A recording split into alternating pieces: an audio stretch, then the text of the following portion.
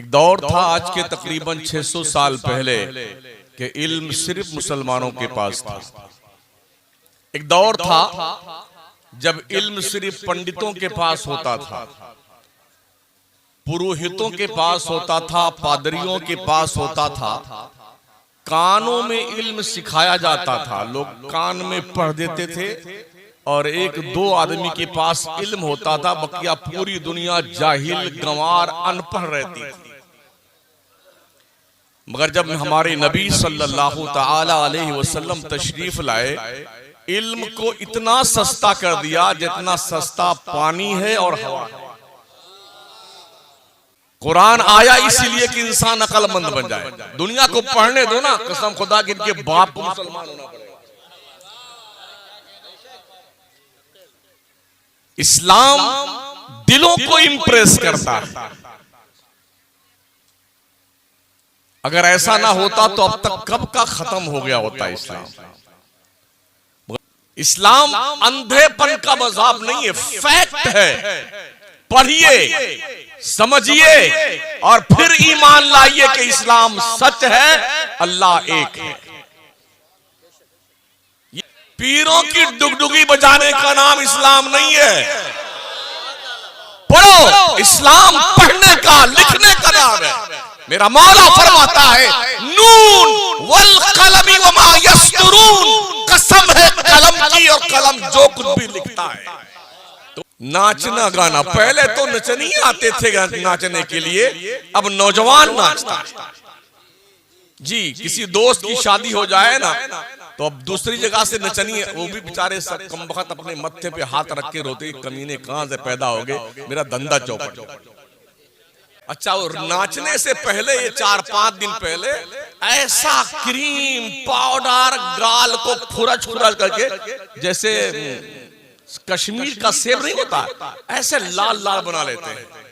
और सरे अक़दस पर इनके जो बाल शरीफ उगते हैं, जैसे खिंजीर के नहीं होते हैं, हाँ, यहीं तक ऐसे इतना रहता है। हाँ, और यहाँ रनवे बना रहता है, यहीं पर हेलीकॉप्टर उतरे, यहाँ के रुके। जिस नौजवान मुस्लिम कौम के बच्चों को कौम की उलझी हुई जुल्फों को संवारना चाहिए था, वो नचनिया बन गया। जो कौम क़यादत के लिए आई थी वो महकूम बन गई है। जो कौम पढ़ने लिखने के लिए आई थी वो जंगली और जाहिल बन गई है। जिस तरह मैं शादी वादी में नहीं जाता हूँ निकाह का पढ़ाने के लिए, इसलिए कि जहां जाओ निकाह पढ़ाने वहीं सारी भूतनियां वहीं मौजूद रहती हैं। जितनी भूतनी है ना, हाँ वही, यानी उनके शौहर भी अगर उनको देख ले उस वक्त तो शुबहे पड़ जाए कि हमारी ही मुहतरमा है या कोई और है। और अगर रात में कोई बच्चा इनको देख ले भूतनियों को तो 14 दिन कोमा में रहेगा। हाँ, सारी की सारी मंडली कमंडली वहीं मौजूद रहती है।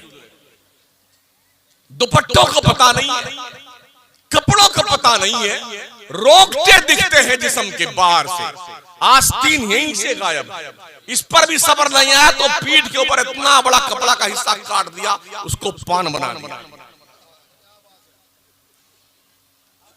आंखें बंद करके चलो तो कहीं दीवार से टकरा जाओगे, तो खामखा देखना ही पड़ता कि लड़ न जाए किसी से। वरना जी तो चाहता है कि अल्लाह सूरदास बना दे तो ज्यादा अच्छा रहे। ये सब ना देखने, ये बेशर्मियां, ये बेगैरतें, ये बेहयाइयां हमारी कौम में सबसे ज्यादा। फ़ाऊज़ु बिल्लाहि मिनश शैतानिर रजीम, बिस्मिल्लाहिर रहमानिर रहीम। इन्ना अंज़लनाहु क़ुरआनन अरबिय्यन लअल्लकुम ताक़िलून। आमन्तु बिल्लाहि सदक़ल्लाहुल अज़ीम व बल्लगना रसूलुहुन नबियुल अमीनुल करीम व नहनु अला ज़ालिका लमिनश शाहिदीन वश्शाकिरीन वल्हम्दुलिल्लाहि रब्बिल आलमीन।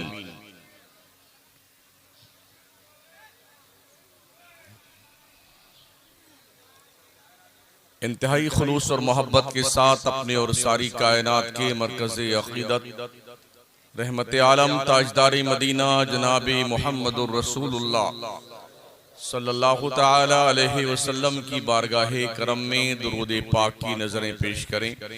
अल्लाहुम्मा सल्लि अला सय्यिदिना व मौलाना मुहम्मदिन व अला आलिहि व अस्हाबिहि व बारिक वसल्लिम। सलातो व सलामुन अलैका सय्यदी या रसूल अल्लाह अलैका सलातु व सलाम।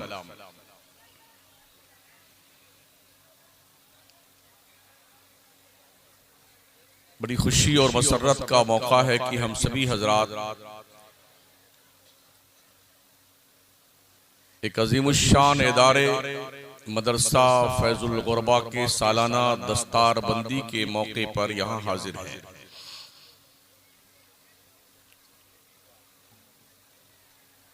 मदरसे ने अपनी तरफ से 5 बच्चों को हिफ्ज़े कुरान की सनद और दस्तार से नवाजा है।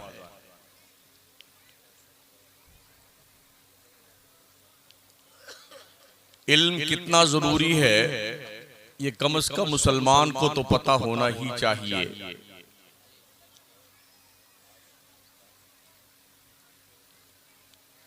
जब दुनिया अंधेरों की मुसाफिर थी, यूरोप का इंसान जुल्मत कदे आलम में जंगली जानवरों की तरह फिरता था, तो इल्म की जोत अगर किसी ने जगाई है तो वो मुसलमानों ने जगाई है। एक दौर था आज के तकरीबन 600 साल पहले कि इल्म सिर्फ मुसलमानों के पास था।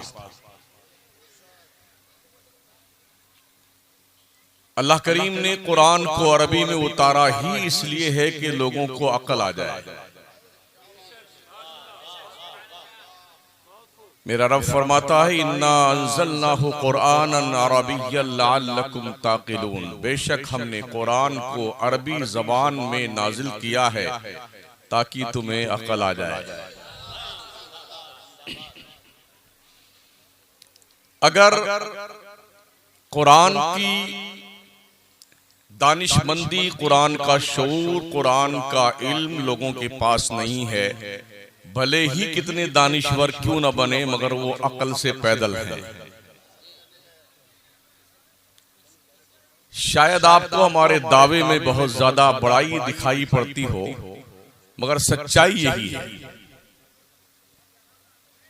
एक दौर था जब इल्म सिर्फ पंडितों के पास होता था, पुरोहितों के पास होता था, पादरियों के पास होता था। कानों में इल्म सिखाया जाता था, लोग कान में पढ़ देते थे और 1-2 आदमी के पास इल्म होता था, बकिया पूरी दुनिया जाहिल, गंवार, अनपढ़ रहती थी। मगर जब हमारे नबी सल्लल्लाहु ताला अलैहि वसल्लम तशरीफ लाए, इल्म को इतना सस्ता कर दिया जितना सस्ता पानी है और हवा है।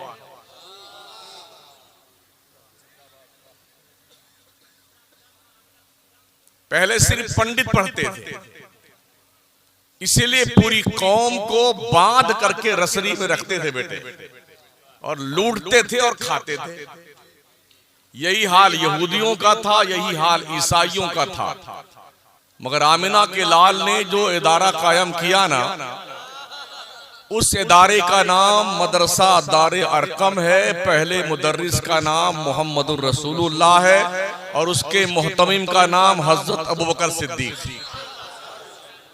नारे तकबीर, नारे रिसालत, सुभान अल्लाह, सुभान अल्लाह। से गुजारिश है, मेरी तकरीब नारा ना लगा, फिर लगा लीजिए किसी के। हाँ,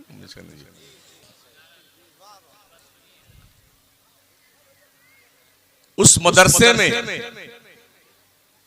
अगर मक्का का उमर पढ़ता था तो हबशा का बिलाल भी पढ़ता था। उस मदरसे में मक्का का उस्मान भी पढ़ता था और ज़ैद बिन हारिसा भी पढ़ता था, सुहैब रूमी भी पढ़ता था। उस मदरसे में अमीर, गरीब, फकीर सब पढ़ते थे। और उस मदरसे के जो तलबा पढ़ के निकले ना, उनके कदम को दुनिया भर की इंसानियत के लिए मिशाले राह बताया गया है। अस्हाबी कन नुजूम फबी अय्यिहिम इक्तदैतुम इह्तदैतुम। ये कैसे पढ़े लिखे लोग थे, जब इन्होंने पढ़ना शुरू किया तो दुनिया की सारी कौमों ने इनकी बारगाहे नाज में जानुए तलम्मुस तह करना शुरू किया। कुरान आया इसीलिए कि इंसान अक्लमंद बन जाए। दुनिया को पढ़ने दो ना, कसम खुदा कि इनके बाप को मुसलमान होना पड़ेगा। इस्लाम दिलों को इंप्रेस करता है। अगर ऐसा ना होता तो अब तक कब का खत्म हो गया होता इस्लाम। मगर इस्लाम जिहालत का मजहब नहीं है, इस्लाम अज्ञानता का मजहब नहीं है, इस्लाम अनपढ़ लोगों का मजहब नहीं है। मगर कितनी हैरत है, जिस मजहब इस्लाम के मजहबी किताब का नुज़ूल बहैसियते नुज़ूल पहली आयत अल्लाह करीम ने पहले बार जब 571 साल के बाद ईसा पैगंबर को आसमान पे उठाए जाने के 571 साल बाद जब अल्लाह अपने बंदों से मुखातब हुआ नबी के तवस्सुस से, तो पहला मैसेज ही क्वालिफिकेशन का था, इकरा, पढ़ने का।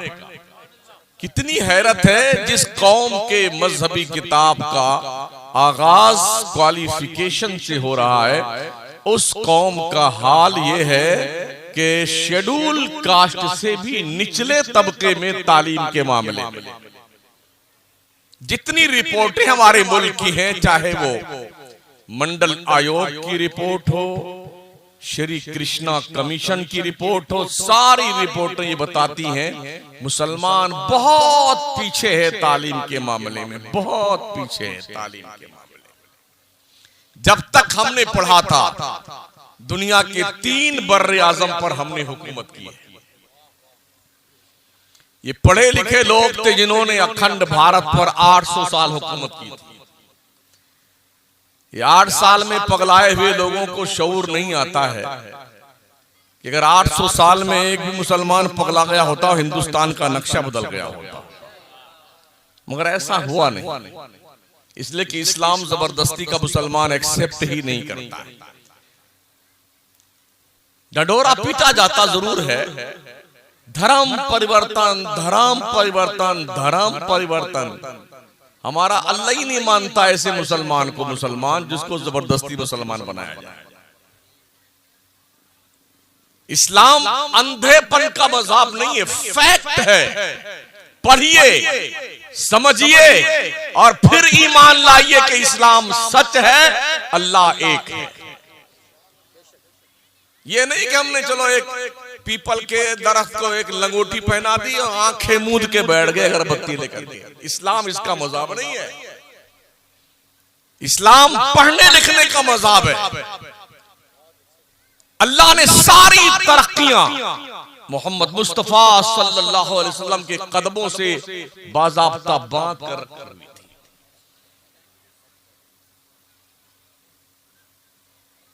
और मैं ऐसे नहीं कह रहा हूं, भाई पढ़े लिखे लोग तो थे ना, लोग बड़े ज्ञानी लोग थे, बड़े माइंडेड लोग थे। आखिरकार नबी की बेअसत से पहले दुनिया ने अंतरिक्ष में प्लॉटिंग क्यों नहीं करी? दुनिया ने जमीन से खजाने क्यों नहीं निकाले? पेट्रोल डीजल की दरियाफ्त क्यों नहीं की? गैस को तलाश क्यों नहीं किया? रॉकेट क्यों नहीं बनाए? लॉन्चर क्यों नहीं बनाया? स्कड मिसाइल क्यों नहीं बनाया? आइटम बम क्यों नहीं बनाया? हमारे नबी तशरीफ लाए और वो नुस्खे कीमिया लेके आए जिस कुरान की शान ये है, वला रत्बिन वला याबिस इल्ला फी किताबिन मुबीन। ये सारा का सारा खजाना रब ने कुरान में रखा हुआ था। लोग पढ़ते गए और चांद के ऊपर प्लॉटिंग का ख्वाब देखने लगे। कितनी हैरत है, जिस कौम के पास ये खजाना मौजूद है वो जाहिल है, और जिनके पास नहीं है वो कुरान पढ़ करके हवाओं में परवाज कर रहे हैं। ओ मुसलमान पढ़, अंधभक्ति का नाम इस्लाम नहीं है, पीरों की डुगडुगी बजाने का नाम इस्लाम नहीं है।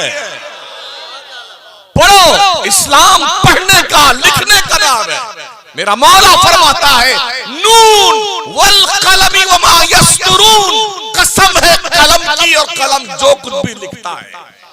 तुमने कलम को समझा क्या है? पढ़िए, कुरान कलम के जरिए से हुक्म फरमाता, पढ़िए लिखिए, कुरान दमदार चीज है। लेकिन हमने कुरान छोड़ करके चंगो रुबाब इख्तियार कर लिया। नाचना गाना, पहले तो नचनिए आते थे नाचने के लिए, अब नौजवान नाचता है। जी, किसी दोस्त की शादी हो जाए ना तो अब दूसरी जगह से नचनिए, वो भी बेचारे सब कम वक्त अपने मत्थे पे हाथ रख के रोते, कमीने कहां से पैदा हो गए, मेरा धंधा चौपट है। जितनी भी शादी हो ना ऐसे नाचते बेटे। अच्छा, वो नाचने से पहले ये 4-5 दिन पहले ऐसा क्रीम पाउडर गाल को खुरच खुरच करके, जैसे कश्मीर का सेब नहीं होता, ऐसे लाल लाल बना लेते हैं। और सरे अकदस पर इनके जो बाल शरीफ उगते हैं जैसे खिंजीर के नहीं होते हैं, हाँ यहीं तक ऐसे इतना रहता है। हाँ, और यहाँ रनवे बना रहता है, यहीं पर हेलीकॉप्टर उतरे यहाँ के रुके। हाँ, और फिर ऐसे ऐसे नाचते हैं बेटे, देखा कभी कभी हैरत है। शादियों के ऐसे अक्सर मैं शादी वादी में नहीं जाता हूँ निकाह का पढ़ाने के लिए, इसलिए कि जहां जाओ निकाह पढ़ाने वहीं सारी भूतनियां वहीं मौजूद रहती हैं, जितनी भूतनी है ना। हाँ वहीं, यानी उनके शौहर भी अगर उनको देख ले उस वक्त तो शुबह पड़ जाए कि हमारी ही मोहतरमा है या कोई और है। और अगर रात में कोई बच्चा इनको देख ले भूतनियों को तो 14 दिन कोमा में रहेगा। हाँ, सारी की सारी मंडली कमंडली वहीं मौजूद रहती है। दुपट्टों को पता नहीं है, कपड़ों का पता नहीं है, रोकते दिखते हैं जिस्म के बाहर से, आस्तीन यहीं से गायब। इस पर भी सब्र नहीं आया तो पीठ के ऊपर इतना बड़ा कपड़ा का हिस्सा काट दिया, उसको पान बना दिया। आंखें बंद करके चलो तो कहीं दीवार से टकरा जाओगे, तो खामखा देखना ही पड़ता कि लड़ न जाए किसी से। वरना जी तो चाहता है कि अल्लाह सूरदास बना दे तो ज्यादा अच्छा रहे। ये सब ना देखने, ये बेशर्मियां, ये बेगैरतें, ये बेहयाइयां हमारी कौम में सबसे ज्यादा। जिस नौजवान मुस्लिम कौम के बच्चों को कौम की उलझी हुई जुल्फों को संवारना चाहिए था, वो नचनिया बन गया। जो कौम क़यादत के लिए आई थी वो महकूम बन गई है। जो कौम पढ़ने लिखने के लिए आई थी वो जंगली और जाहिल बन गई है। जिस कौम को अल्लाह ने कौमी इंसानियत ही के लिए पूरी कायनात पर सुरखरुई और कामयाबी बख्शी थी, आज दुनिया के नक्शे पे पूरी मुस्लिम कौम जिल्लत का शिकार है। इसलिए कि हमने कुरान का भी रास्ता छोड़ दिया, रहमान का रास्ता छोड़ दिया, पैगंबर इस्लाम का रास्ता छोड़ दिया। खाते हैं वो जो हमारा जी चाहता। बेटे ऐसे ठूस ठूस के खाएंगे ना, किसी के यहाँ शादी वादी हो जाए जैसे 2-3 दिन से भूखे रहते हैं। पहले तो बड़ी अदब से हजरत लोग बिठाते थे, भाई सब बैठिए लाइन से, फिर प्लेट लगती थी, फिर उसमें लाके खाना डाला जाता था, फिर रोटी दी जाती थी, फिर कहते थे बिस्मिल्लाह फरमाइए, फिर लोग शुरू करते थे। और अब ऐसे लगा दिया है, कचुम्बड़ वहां है, रोटी वहां है, सब्जी वहां है, गोश्त उधर है, चावल उधर है। अब ये मंगता उठता है, प्लेट लेता है भिखारी, यहाँ से निकालता क्या निकालता क्या निकालता, मांगता फिर बफे सिस्टम है। अब ओ जंगली लोगों, कैसे तुम्हारे अक्ल की रोशनी खत्म हो गई, तुम्हारी इज्जतें, ये तो मंगतों का काम है, मंगतों का। इसमें हम सुरखुई समझते हैं। इस मौके पता तो होता नहीं कि तोद शरीफ में कितना आएगा, तो भर लाते इतना बेटे, 1/4 खाएंगे और 3 हिस्से का सत्यानाश। हमारा मुल्क जितना खाना सालाना फेंकता है, इतना खाना अगर जमा किया जाए तो नेपाल, तिब्बत, भूटान, श्रीलंका को हम साल भर पाल सकते हैं। कदर कीजिए रोटी की कदर। आका करीम फरमाते हैं रोटी की इज्जत करो। जिस कौम से रोटी रूठ जाती है पलट कर उस कौम में वापस नहीं आती है। इसलिए खड़े खड़े खाना बंद कीजिए। हमने एक ही जानवर देखा दुनिया में जो इनकमिंग भी खड़े खड़े, आउटगोइंग भी खड़े खड़े, उसे कहते हैं गधा।